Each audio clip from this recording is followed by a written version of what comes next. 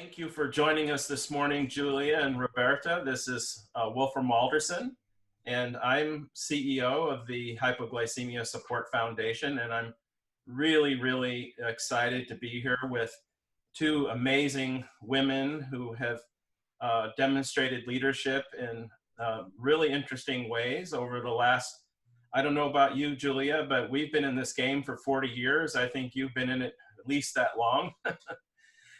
And so we're really excited to have you here. And I'm also here with my partner in crime, as they say, Roberta Ruggiero, who is the founder and president of the Hypoglycemia Support Foundation. And she's dedicated her life to educating others about hypoglycemia and has written a book, The Do's and Don'ts of Hypoglycemia, and has been keeping this organization going for 40 years. And I've been blessed to join the organization and help take it to the next level. And part of that next level work that we're doing is seeking out and interviewing and sharing the work of people like you, Julia, who have been doing this work for so long and also doing some really interesting things that possibly our viewing audience may not be aware of. I have three of your books right here next to me. The Mood Cure, the Diet Cure, and the latest here, the Craving Cure. And you might want to do that one again, Wolfram. There was a big boom on the sound. So here's the Mood Cure, and the Diet Cure, and the Craving Cure. And they're all wonderful, but of course the latest and the greatest version here of the Craving Cure is just, they all have references to hypoglycemia and blood sugar, and so they're all worth reading regardless, but certainly the latest book I think is really a great addition.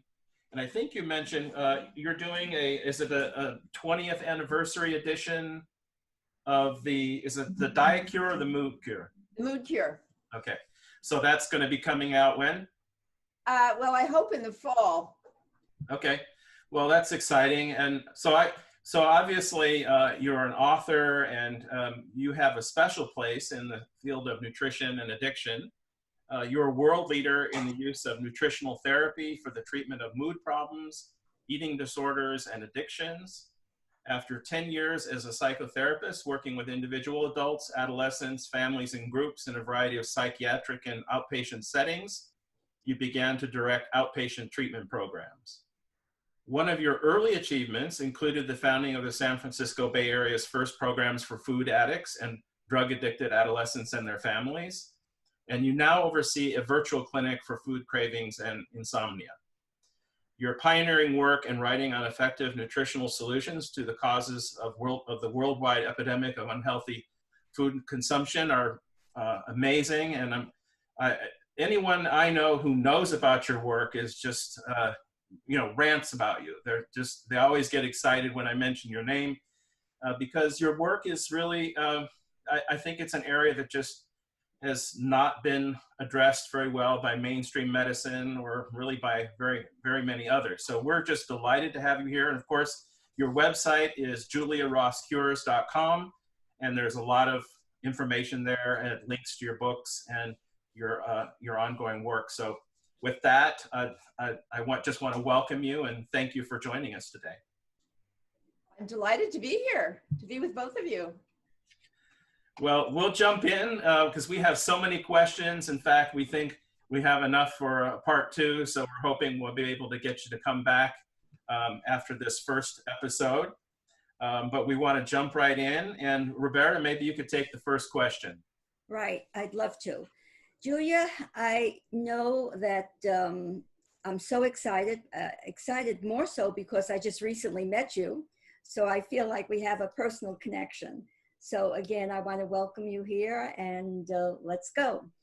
How did you get into the field of nutrition, particularly the diet, mood, cravings? And is there any information that you can share that might be especially relevant during this COVID-19 epidemic? Well, yeah, I would be delighted to give you my entire history right up into this moment. Um, I started out in the mood business, getting a master's degree in clinical psychology and being one of the first, what were called clinical psychologists, as opposed to, I don't know what we called the psychoanalysts, trained in the Freudian methods. And the techniques that were developed at that time were just extraordinary. We were so excited, and we were totally convinced that we were going to cure not only all emotional problems, but all physical problems, which were certainly psychosomatic at base. And I carried that enthusiasm and excitement through until I began to work in my first professional setting, which was in an alcoholism treatment program. Wow. And there I found that the very things that were so successful for non-alcoholics in terms of resolving early trauma, current family marital problems, you name it, were having very little impact. So we just worked harder. We created more programs. We had weekend programs. We had night programs. We had the family come in with the alcoholics. We had them come in separately for education and counseling. We developed the most, really the most specialized and diverse treatment program for alcoholics. And this was in the late 1970s, when treatment in general was relatively new. And we still had 50% relapse rates, which we considered to be appalling. However, in 1980, the crack epidemic hit us full force, and we found our relapse rates going up to 100% in 24 hours. So that confirmed our suspicion that we were on the wrong track, and the entire field of the new field, exciting field of addiction treatment with counseling and 12-step programs went into a profound depression. We were very fortunate at the time, though, that the new neuroscientists, the neuroscientists studying the brain for, at that point, 15 years, had made very solid conclusions, had drawn solid conclusions about the genesis of addictive cravings. And they were very clear that the genesis was the brain. Now, brain neurotransmitter function, rather brain neurotransmitter dysfunction, was the cause of addictive cravings. And at the time, they were talking about drugs and alcohol. They went on within the next 10 years to identify sugar and some other foods as physically addictive, brain active substances that should be labeled as drugs. In my book, The Craving Cure, I call these foods technocarbs because they're not really foods. They're industrially designed drug edible substances that have a profound impact on the pleasure centers in the brain. So with that information, I was enlightened, but further depressed. I was a psychotherapist. I had no information about brain chemistry, very little understanding of neurotransmitter function, but I went on to fix that. I studied everything I could get my hands on, and we had access to some of these scientists who were local.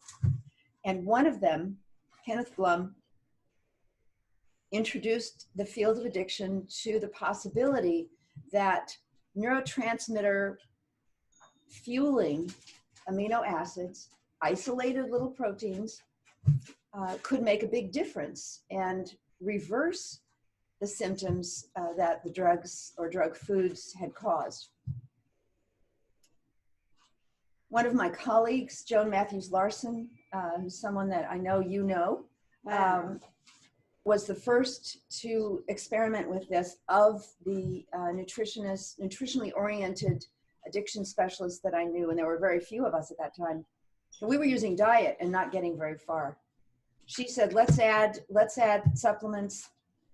She led the way, and the first supplement she used was an amino acid to combat the crack cocaine addiction and crack's effect on the brain. She let me know that it was incredibly successful and very quick to act. I had a PhD nutritionist on the staff at the time, along with all my counselors and educators. And we put this amino acid called tyrosine into action within 2 weeks. And by the end of that first week, we saw the remarkable, extraordinary, life-saving effects. And I've never looked back. How could I? You know, in the face of the solution to what had become my life's work. At that point, I was a young addiction outpatient treatment program director, very new program that I founded and, you know, gradually developed into this integrative model that I still employ and educate people with today. So I went from pure psychotherapy to psychotherapy, 12-step programs, and nutrition. And of the three, it became obvious by the early 90s that the nutritional component was fundamental. It was by far the most important of the three. So not until we got the physiological correction of the brain chemistry, which also straightened out a lot of the emotional problems that our clients were experiencing, were we able to successfully do family therapy, individual therapy, early childhood trauma resolution. So I'm sticking with it. And well, Julia, I have a question for you, because I'm educating everybody I can about the remarkable effects. Well, it's great to hear that history. It's just fascinating.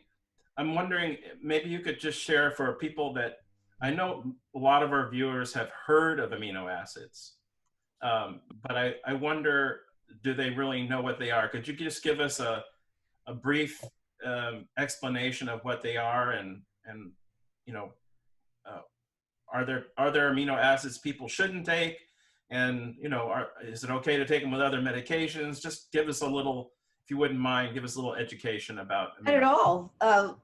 They are the fundamental food. They are components of protein. So there is no protein without amino acids. So let's take a chicken breast, a fish fillet, a hamburger patty. Animal protein has the most volume of amino acids and the greatest number of amino acids among the foods that we consume. But it also contains fat. It contains vitamins and minerals and so forth.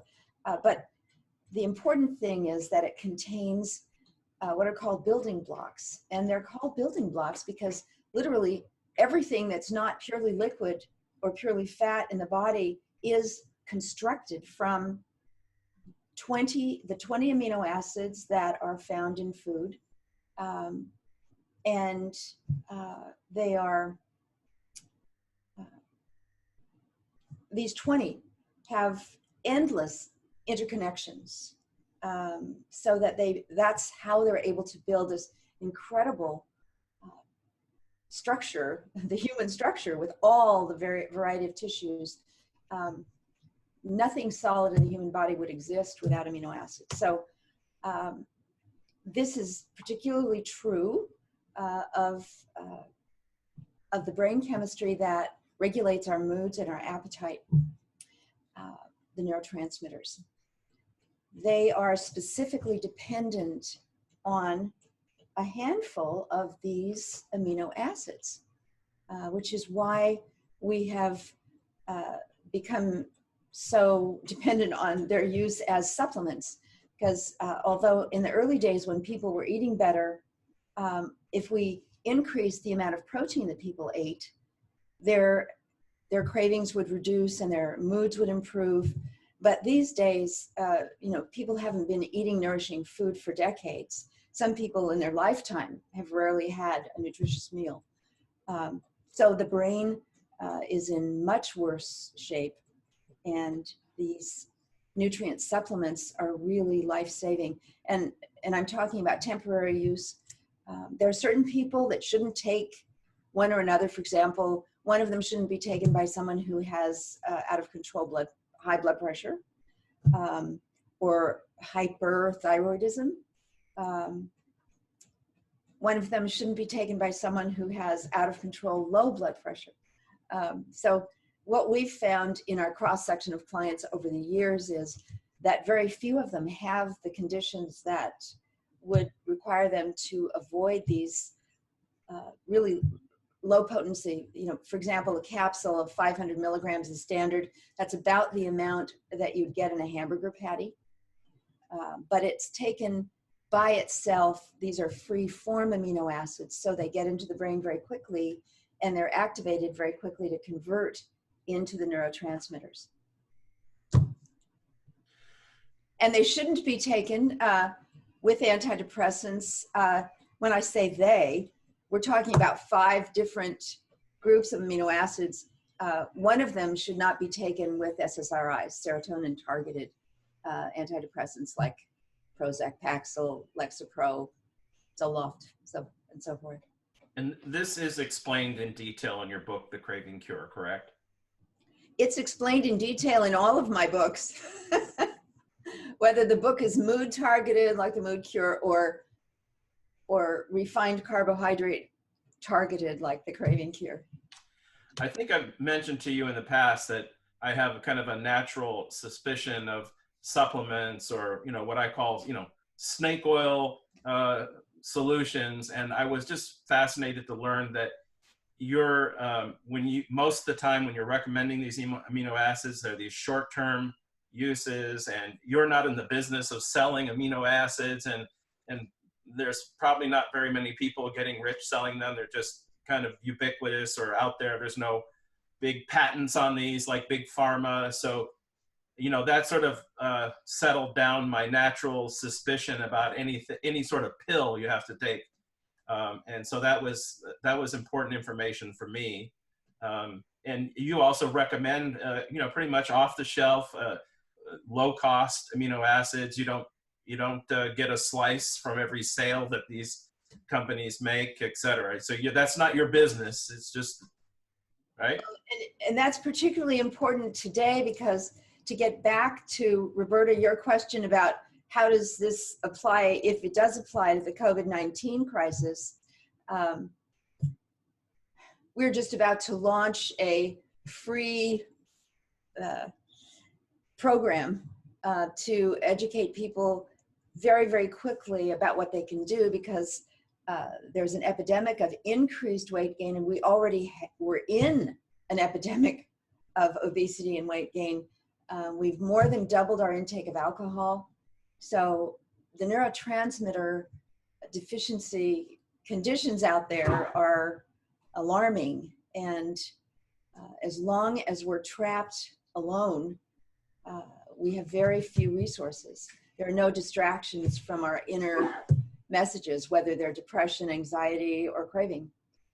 So these amino acids, which are very reasonably priced and only have to be taken short term, are really the answer to some of the worst problems we're experiencing during this isolation period. Wow, your story is fascinating. I mean, and the fact that you worked and collaborated with Joan Matthews Larson, I mean, she's high on my list as someone that I admire, and I keep on telling Wolfram about it. I says, you have to go to her website. It's one of the best and has so much detailed information on hypoglycemia and alcoholism. And this is something that has been really interested me. And it's amazing that I was doing, investigating this correlation right around the time that you were doing it. around 1980, 1981, 1982, because I heard our medical director come up and do a presentation. And he blew me away when he said, every alcoholic is hypoglycemic. He says, they're one and the same. And I said, what? What? And I just, so all these years, that has been something that's very close to my heart, to learn as much as I can. And to think now that with you, I'm just going to pick your brain. But anyway, it seems that you've been working all these years about bringing to the public the importance of the food, mood connection, craving, and amino acids. And you haven't really been given the recognition that you deserve. And I know that feeling because I've worked the same amount of time in hypoglycemia. I keep on saying that before I go, my legacy is to bring hypoglycemia back to the forefront of medicine where it belongs. So my question is, are you hopeful that the science and knowledge in the area of your work will eventually go mainstream? Well, it started in the mainstream with neuroscience, in the 1980s. And because it's based on continuing neuroscience, studying the brain, studying the nature of cravings and mood problems. And, so in that regard, addictions, it's natural that it will eventually get recognition. The problem is, one of its strengths is also its problem. It can't be really patented. It's not ever going to be a huge moneymaker.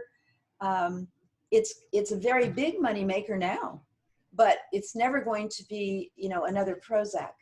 And in fact, these nutrients compete with a lot of the antidepressants because they have no side effects, and they're typically at least as potent and effective, and in our experience, more so. So there's a natural antagonism there. On the other hand, we have been investigating the one thing we've never done, which is to try and get research done. So there was lots of early research in the 1980s, and then a scattering in the 1990s, but very little since, especially in this country. We went to NIDA, the National Institute on Drug Addiction, and spoke to one of the section chiefs who was very, very interested in what we were doing. And I'm talking here about the Alliance for Addiction Solutions Board. We went as a body to meet with him. And this is a nonprofit to support the nutritional treatment of addiction. So he said, I am convinced, and I want to talk to you about my son and my nephew who have problems. However, I want to be completely honest with you. I could never get your study funded here, because the only studies that are funded at NIDA are those that are attempting to discover pharmaceutical solutions to the problem of addiction.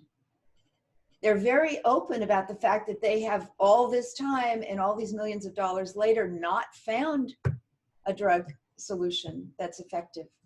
However, they keep looking and they keep being funded to look.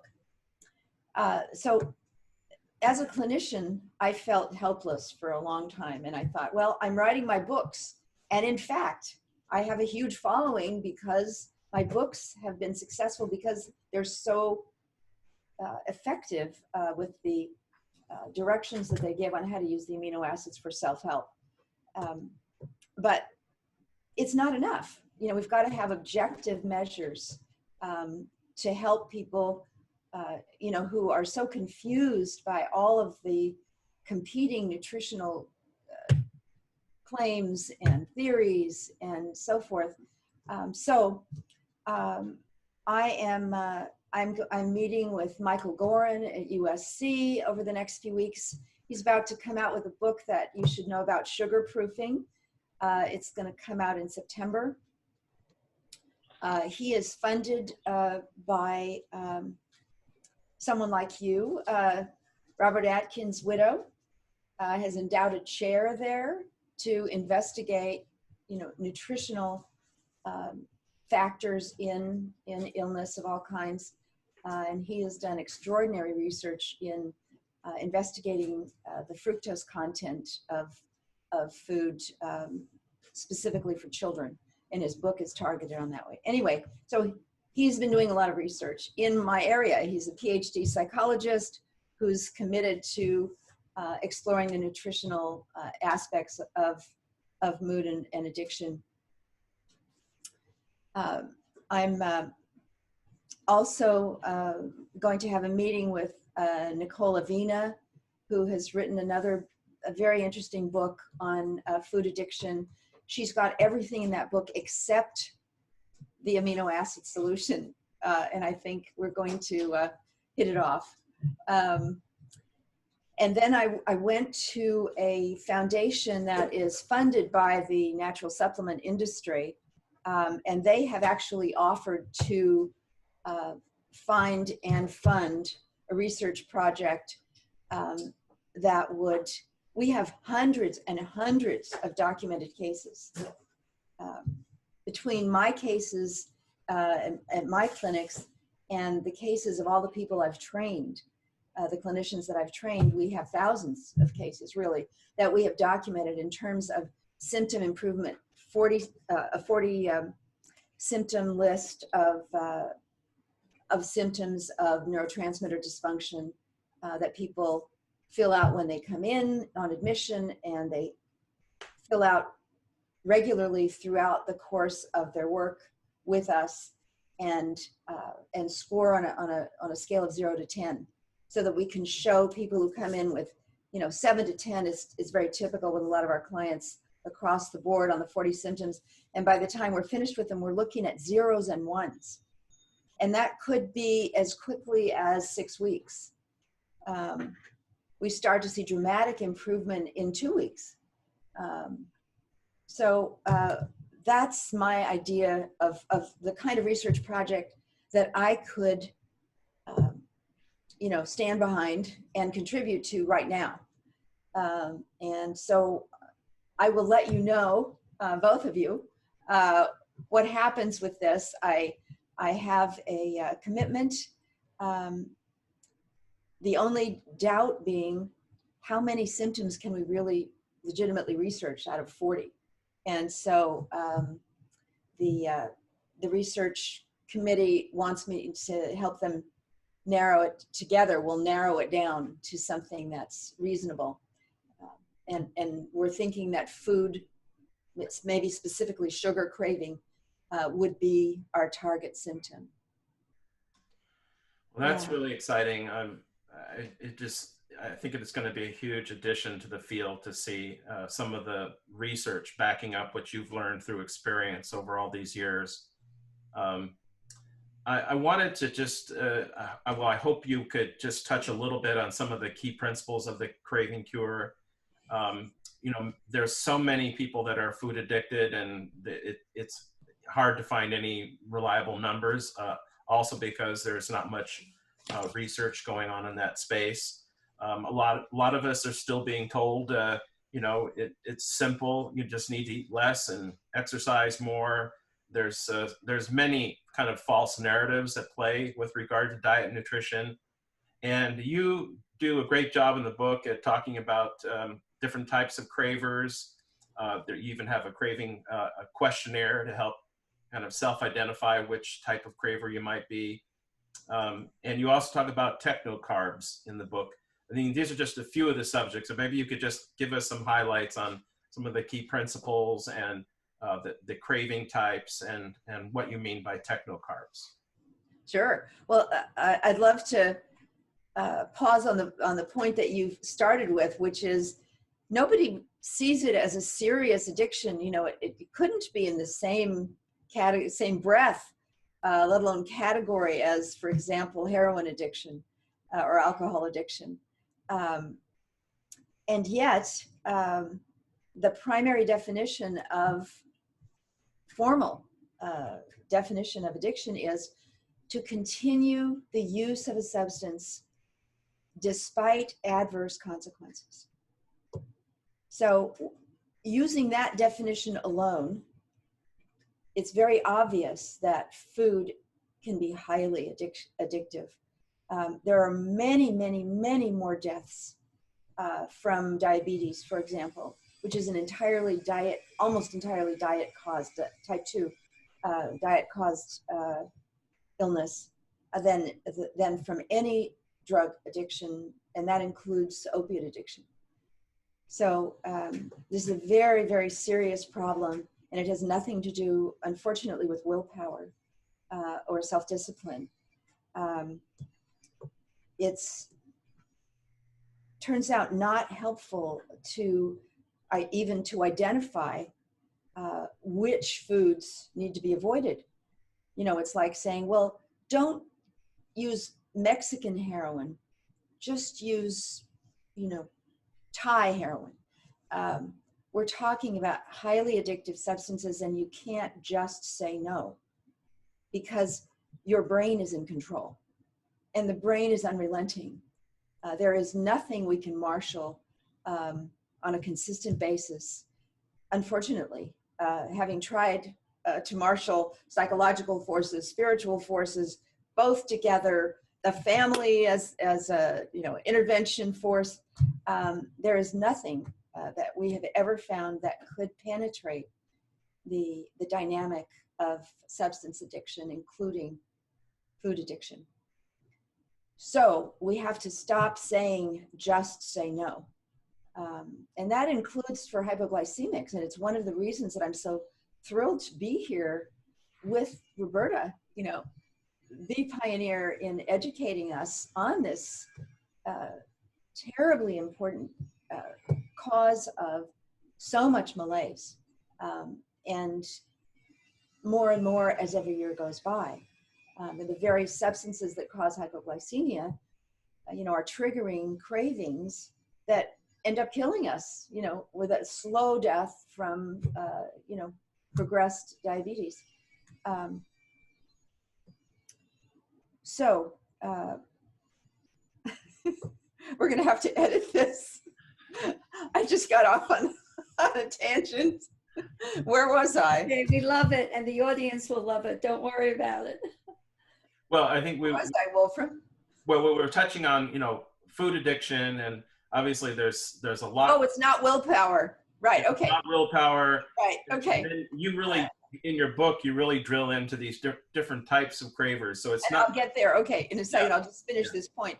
Yeah. So if we can't just tell people not to eat bad foods, even as brilliantly as some of our heroes like Robert Lustig has educated the entire country on the dangers of sugar and soda in particular, with the help of Michael Gorin.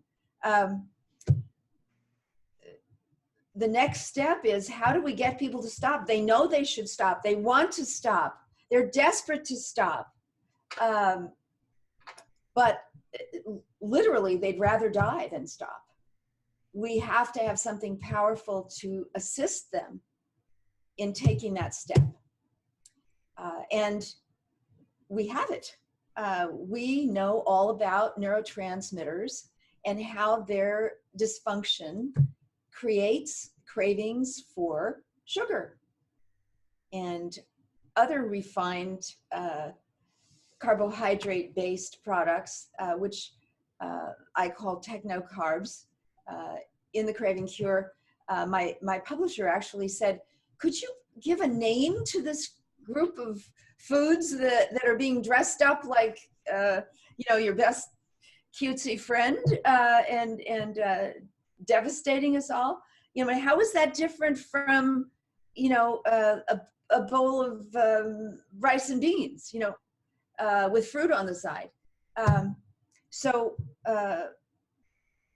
5 minutes later, we had the term techno-carbs, and it's spelled K-A-R-B-Z.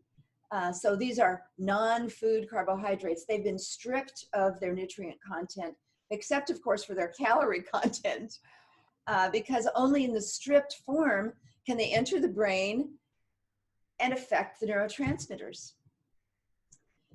So when I say neurotransmitters, I'm talking about four in particular. So if we have solid neurotransmitter function in these four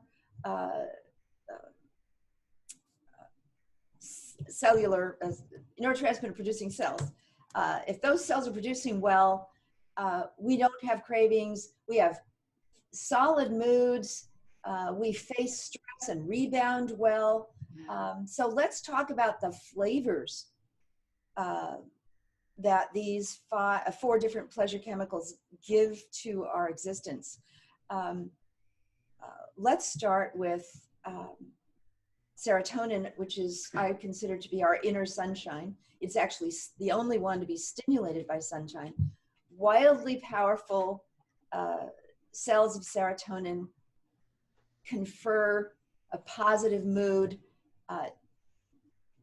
and eliminate cravings for carbohydrates, refined carbohydrates in particular. It's very important for us to understand serotonin right now, and I call this type 1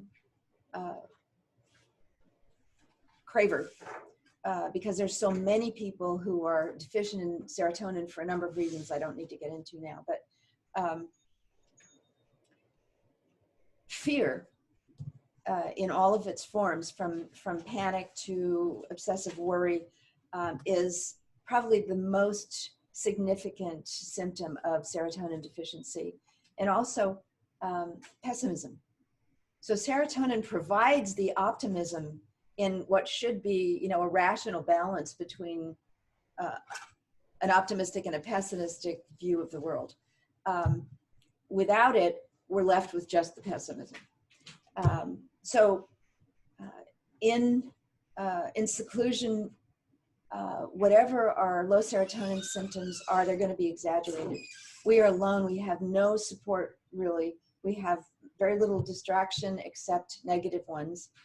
Stress reduces serotonin levels. And so just by the nature of this crisis, serotonin levels are dropping. And for most people, the levels were low to begin with. That's why we have so many people on serotonin-targeted antidepressants in this country, both children and adults. So type 1, the depressed, worried, fearful, and sleepless, by the way. Serotonin has a lot to do with our sleep because it converts into melatonin at night. So I call it our inner sun and moon. So type 1 cravers have got to get the help, and they have to get the help now while we are in this crisis. And fortunately, there are 2 forms of that help available. And this is where we get into what are the types of food cravers and what can they do to stop their particular kind of craving. So people who have this low serotonin kind of craving eat because they're worried and fearful and panicky. They can't sleep. And they get a little relief, a little temporary relief biochemically. But we have a much better solution, and that is to provide the one type of food that the serotonin producing molecules need. They only need this one amino acid to make serotonin. It's a one-step process, really. There's a little conversion that takes place between the amino acid and the neurotransmitter, but very little. So what have we got? We've got 2 forms of the amino acid, the essential amino acid. There are 8 essentials that we can't get, that we have to get from food. We have to get outside. We can't make ourselves out of something else. And the name of this one is tryptophan. It's well known for its calming effects and its sleep promoting effects. It comes in 2 forms, 2 increasingly easily accessed forms. One is called tryptophan and the other is called 5-HTP or 5-hydroxytryptophan, which is one step closer to serotonin and a nanosecond behind tryptophan in or ahead of tryptophan in effectiveness. They're both remarkable, and most people can feel their effects within 5 minutes. In terms of the symptoms I just described, you know, if they were craving carbohydrates, you know, like chips or ice cream, whatever, sugar in whatever form, because they are fearful, those cravings will go away along with the fear the second they have enough serotonin. And the brain is so thirsty for serotonin, it embraces these free form amino acids, which can easily and quickly enter the brain. We've been doing trialing of the amino acids in our office since 1996. And we have actually seen this and recorded this, you know, 5-minute effect, we call it. So that's craving, carb craving type 1 and its solution. These aminos are available in, you know, anywhere that sells nutritional supplements. You want me to go on to type 2? I think I should, because it's your favorite. Yes, please. And Please. we are coming up close to an hour, and I'm happy to go over time if you have the time. Well, let's get through the 5 anyway. Yeah, great, please. Okay, well, let's, and we may not be able to linger here as long as we would like, but even if we stop at the end of the type 2 discussion, we can go on to the rest later. So, so type 2 is the crashed craver, and that means the hypoglycemic craver. I was looking at, I knew that one of your questions was, you know, going to be about the list of symptoms that we run across for hypoglycemia. And, you know, I've got a long list of some of the most common, but the most common I've never seen on a list. And that is craving for sugar, starch, or alcohol. You've got to start there if you're a clinician. You know, if you're going to be relying on 6-hour glucose tolerance tests, or Wolfram, you've been talking to me about, you know, some of the other more recent innovations in measuring blood sugar levels. Great, let's combine forces, but clinicians are used to hearing the symptoms. And the first one that gets our attention, of course, is craving. So we want to know, what kind of craving do you have? Well, it's like if I haven't eaten anything for a while, or or all I had was something sweet, and then within the next, you know, between the next few minutes and the next few hours, I'm going to crash. And then I'm really going to want that sugar again, and I'm just going to do the whole thing over and over and over. So then we ask them the other questions, you know, well, is what's involved in your crash? Do you feel physically ill? Do you have mood problems? Are you anxious? You know, do you get highly stressed? Does your attentiveness suffer? You know, yes, yes, yes. And at that point, we ask them if we're, you know, seeing them either virtually, we have a virtual clinic now, or you know, in the nuts and bolts, no, bricks and mortar clinics from the past. We would ask them, are you experiencing any of that right now? How long has it been since you ate? And if we get them between meals, we're delighted. If they're in a crash, we're thrilled, and we ask them what they want, and they give us whatever their typical thing is. A lot of times it's, you know, pure sugar, soda, but, you know, sugar combined with other things may be their favorite. Some people really prefer refined starches. You know, they say, oh, I don't really care about sugar. Well, what is it that you crave? And, you know, it's chips and pasta. And so whatever it is, we ask them what it is, and we say, hold the thought, fear nothing.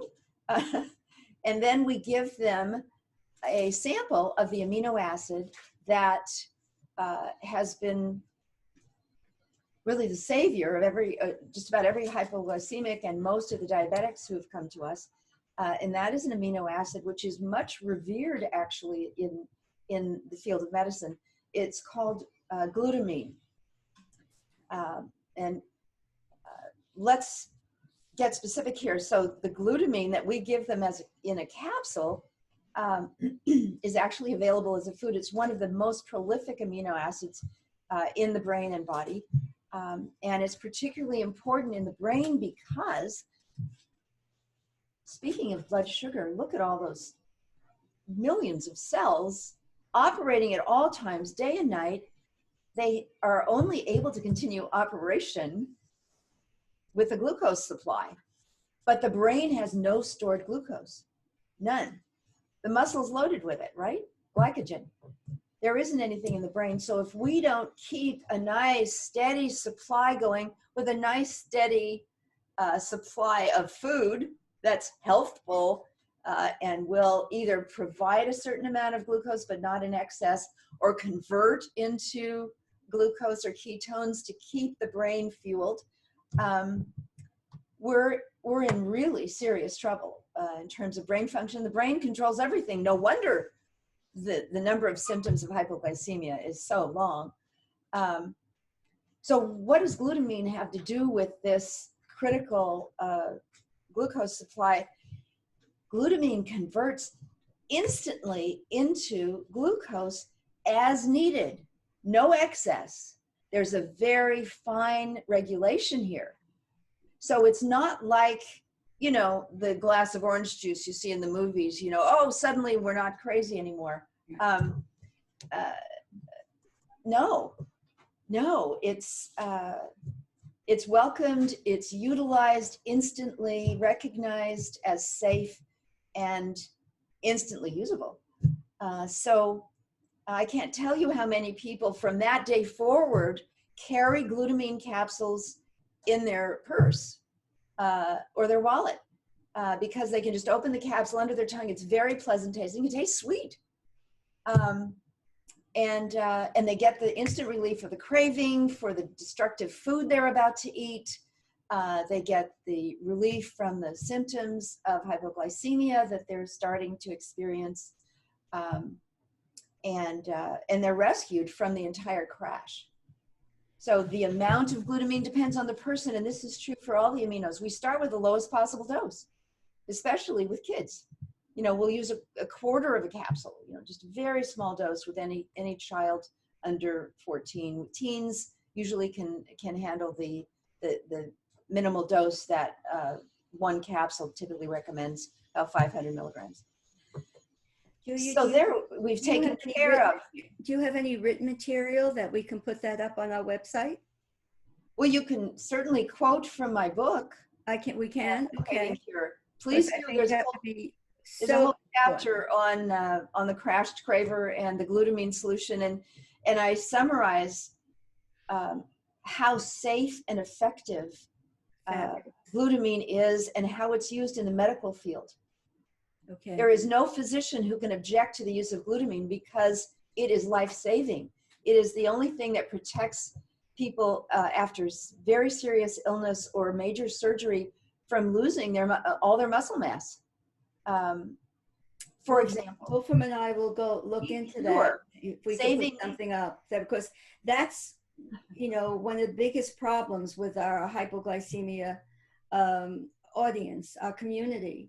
You know, they really need to know about this. But, you know, I'm very visual, so they want to see it in print. Some may not want to sit or have, you know, right now through our video, but we will push this. Because and one of the things that I think you'll like a lot in the Craving Cures section on hypoglycemia and the use of glutamine is a very short summary of my favorite study of glutamine.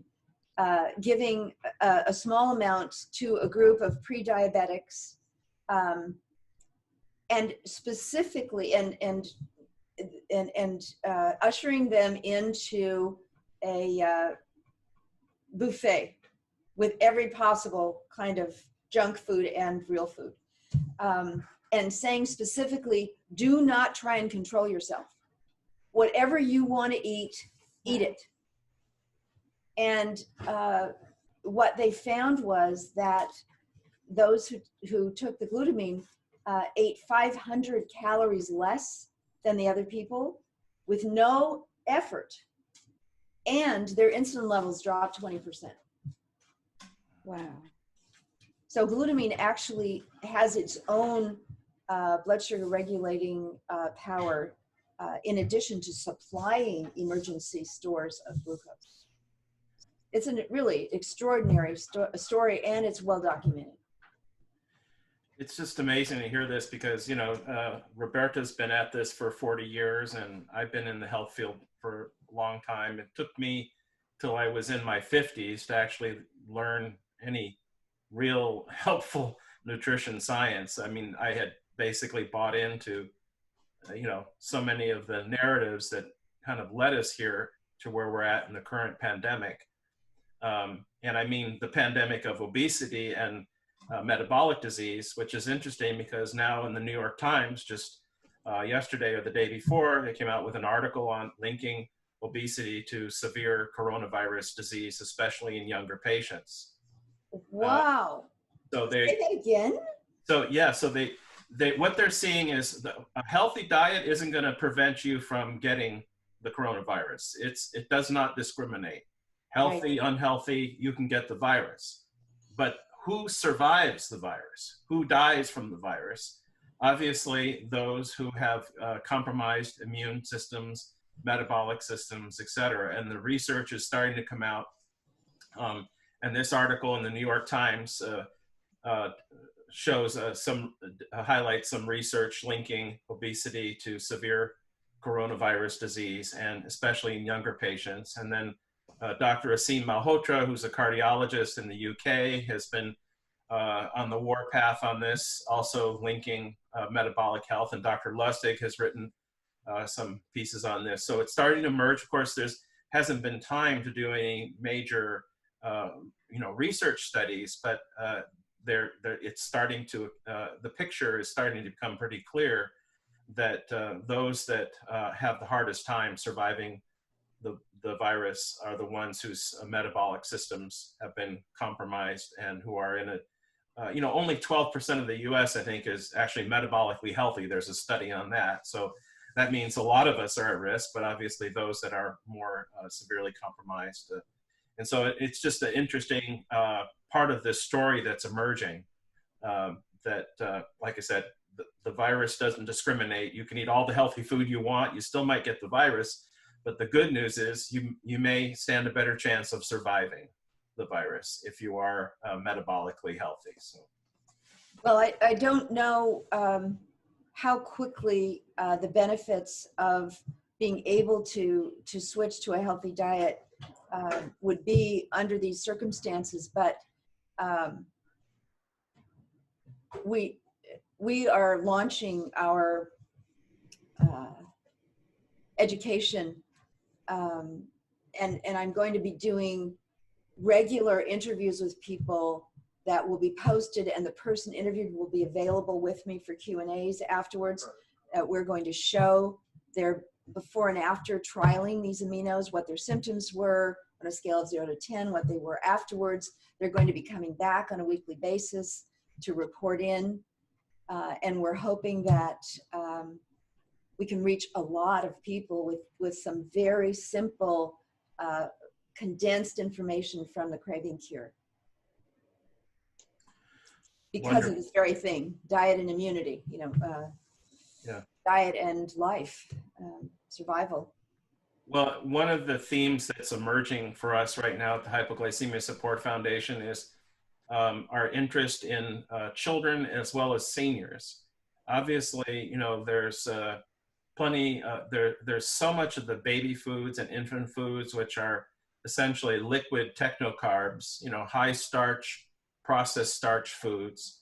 And there then, aren't any that are not processed sugar inclusive. Yeah. Yeah, and then the other interesting thing is on the other end of life, I've had relatives in long-term care facilities, and I actually worked 2 years in a preventive healthcare center and spent in my early part of my career, back then, type 2 diabetes was called geriatric diabetes in the 70s. Oh. because it wasn't, just didn't exist in the child population. And now, you know, type 2 diabetes is seen across the whole spectrum of life. But what you see in these facilities is often high starch processed foods, lots of comfort foods. And understandably, children and seniors may need to eat softer foods. You know, we can understand that. But you see a lot of, you know, mac and cheese and, you know, sheet cakes and, you know, puddings and things like that. And just the kind of attitude, well, these folks don't have much longer to live. Just give them, you know, just let them, you know, eat whatever they want to eat and be happy. The problem is they're not happy and they're living shorter and more painful and sicker lives eating these foods. And so it seems like there's definitely a connection there between the youngest and the oldest. And of course, everybody in between, we're seeing that as well.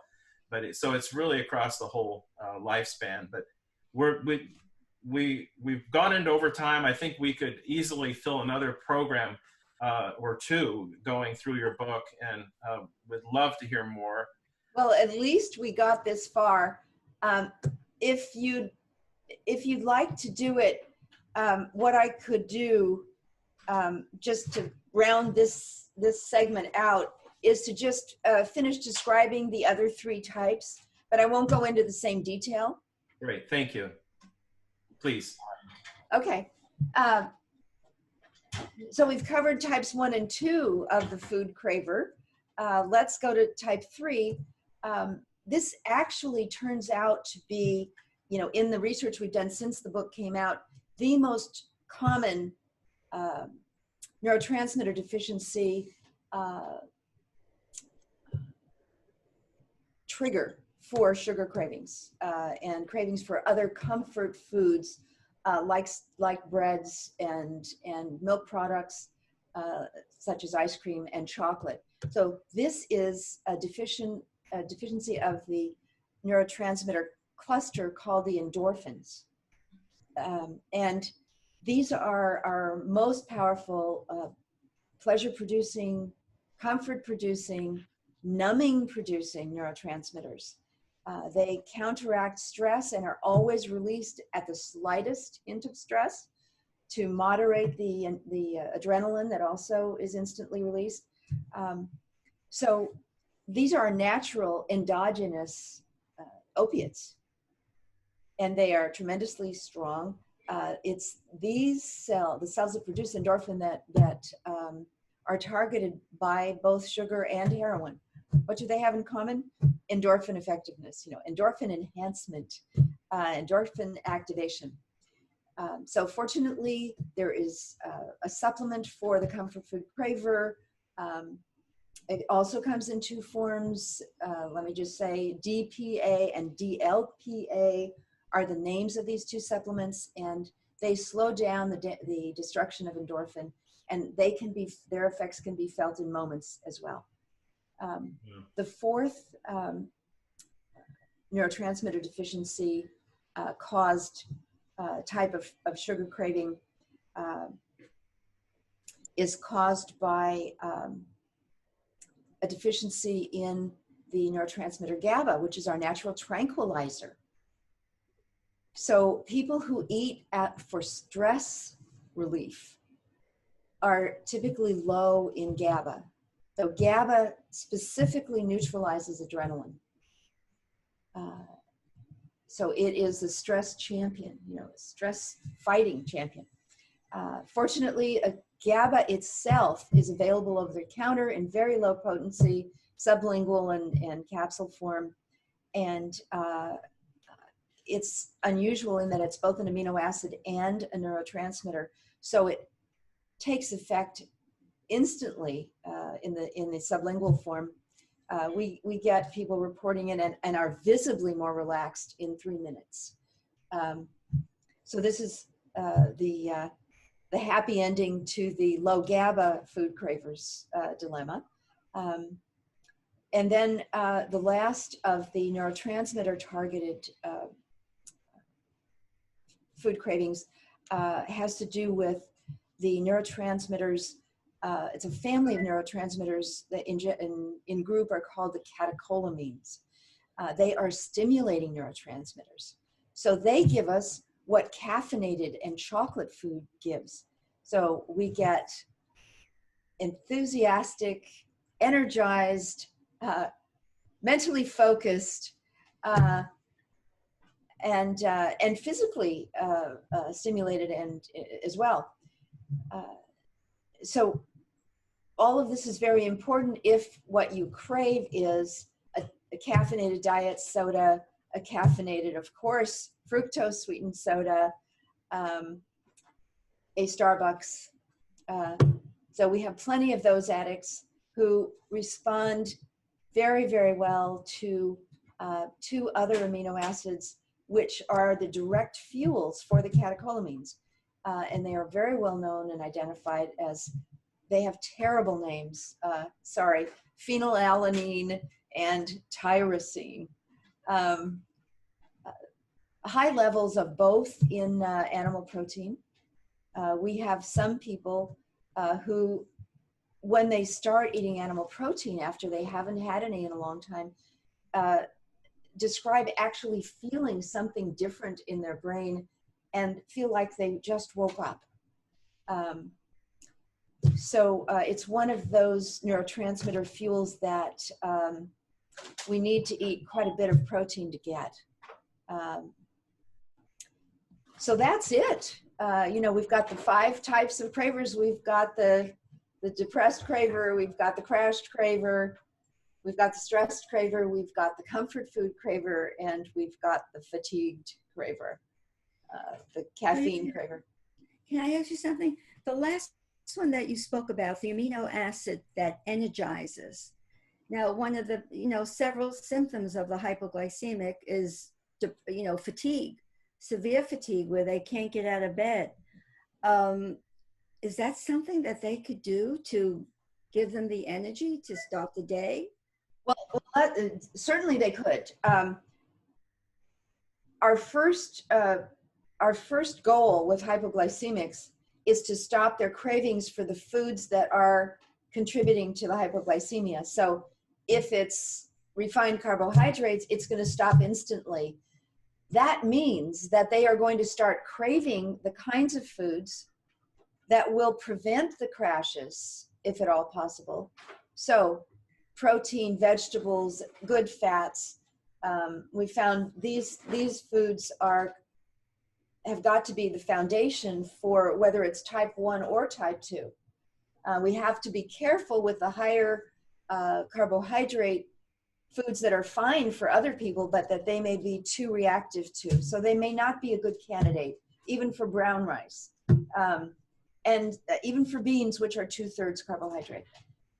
But as long as they're eating plenty of those 3 foods, particularly the protein initially, they are not going to have the crash. They are going to also be avoiding, if necessary, food allergies that can have a hypoglycemic reaction later after ingestion. So, but the first thing is to stop the obvious causes. And so that's what we do first. If they continue to be fatigued, they will instantly be identified as a type 5 craver, and they will get the tyrosine or phenylalanine to raise their energizing neurotransmitters. Well, I'm just so appreciative of having this time with you. And the beauty of your book, I think, is not just the information you're providing, but that you provide it in a format. You got a fan club here. You provide a format which, you don't have to be a medical doctor to understand this. It's so accessible. There's really practical information in here. You have questionnaires. There's so much people can learn and do just with the book. And of course, they can go to your website, and you have your online clinic as well. But I think this is, a lot of the questions that people may have, because we've just touched the surface of what's in here, are here in the book. So obviously we're plugging this, and please, Thank you. encourage people to go out and look at it, because there's just, I don't there's just so few. I can't even think of anyone else who's really working on this front, and it's such a like a key piece of the puzzle.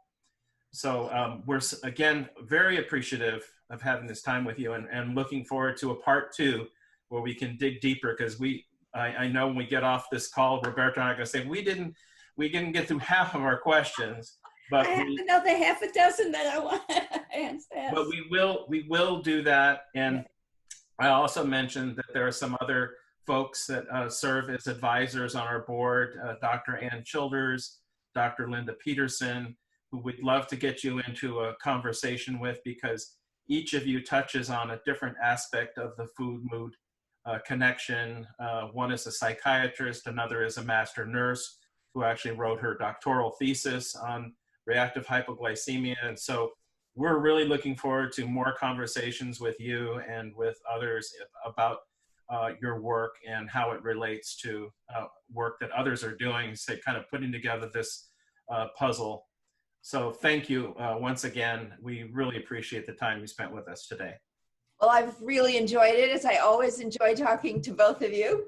Thank you so much, so much. It was so exciting. I feel like you're in my living room. Look forward to talking to you again soon. All right, thank you. Take care.